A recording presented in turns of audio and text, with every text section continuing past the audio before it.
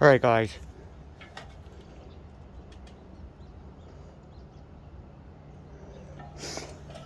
Alright, last time we made a video, all that vinyl up there was taken down. We were showing you guys how to cut joists away from a double ply floor for a deck and to jack it up, because see that puddle right there?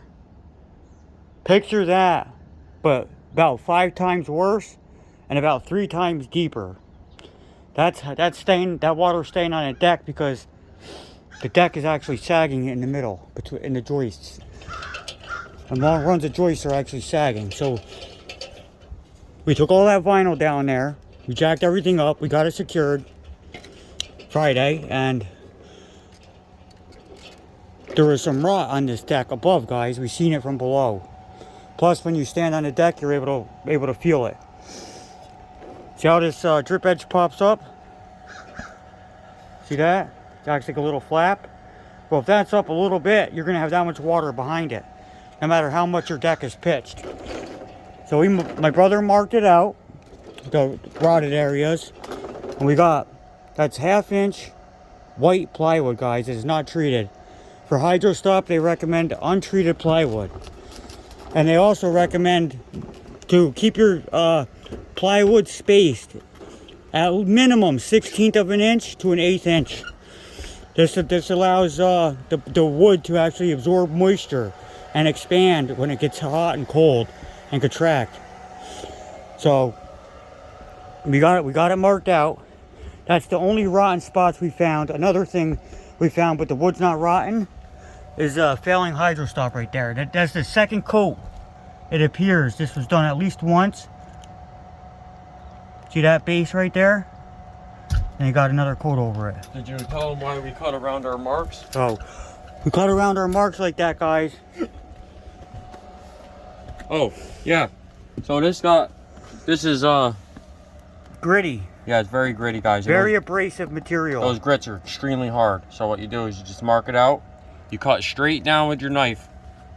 Straight down like this. On the outside of your mark. Just like that.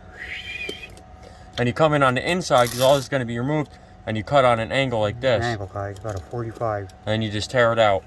Because this stuff will destroy your blades like there's no tomorrow. And the blades, guys, I don't know if you guys buy vibrate tool blades or oscillating tool blades. They're very expensive. Oh yeah. They get close. So, oh shoot, sorry. I brought them up in case we needed them. Okay. So, a lot of guys would just come up here. Oh yeah, I can rehydro stop your deck, and they rehydro stop the deck. Right? But the problem isn't fixed. The deck isn't pitched right, or you got sagging spots in it, or the rot hasn't been removed. It's disappointing, guys. See, we did that deck over there, and it just rained. Not that, just a few hours ago, guys. And that's reasonable. That's reasonable. Little puddling here and there. It'll be dry in 2 hours. You won't see one puddle up there. This one won't even have any. And we repainted those bases too, guys. We were on a time crunch on that. Not only that. It's $2,000 to $4,000, right, for the deck to be repaired and completely recoated, or $10,000 to $15,000 to have the plywood ripped up, the rails taken down, and a new surface put on. And that's not guaranteeing anything, guys. Those guys can do that, and it rained, and it looked just like that or worse. That's a quarter of the price. That's a very good job right there. If homeowner could come out, they could walk around their deck. It just rained today, guys, just a little while ago. So, and this one too, my brother blew it off with the blower. You can see it was wet. So that's because our drip edge wasn't secured yet. Right. So I'm gonna go through, guys, and see these. This is where screws, they're non-stainless screws. They come back up through here, guys. Not all of them do, but they will leave this rust residue like that.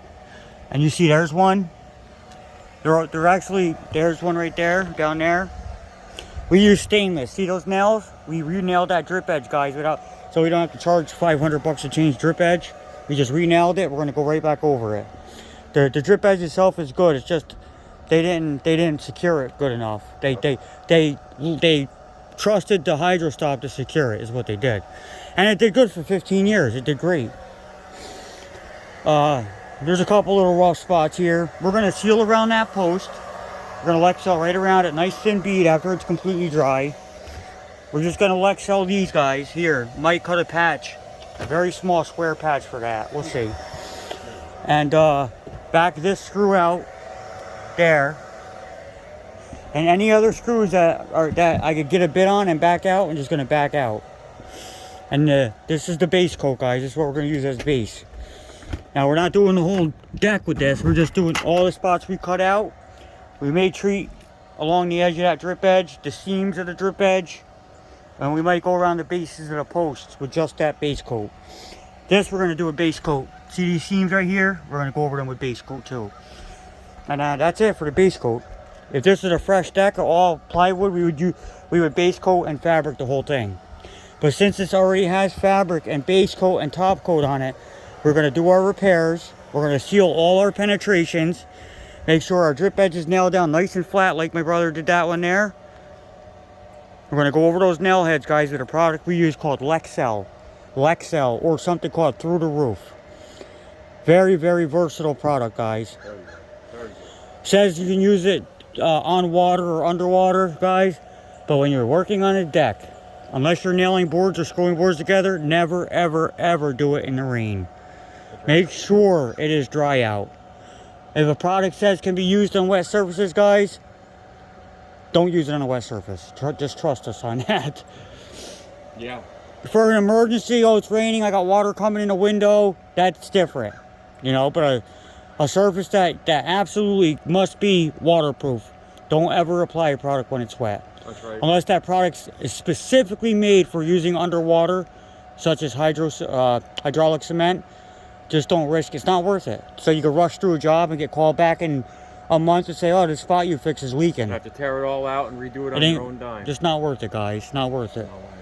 So that's what we're doing today. It did rain today. We was actually debating on even coming in, but we're both very glad we did. Me and my brother were feeling under the weather today. That lady isn't, as you could tell. I shouldn't say lady, because you just don't know these days.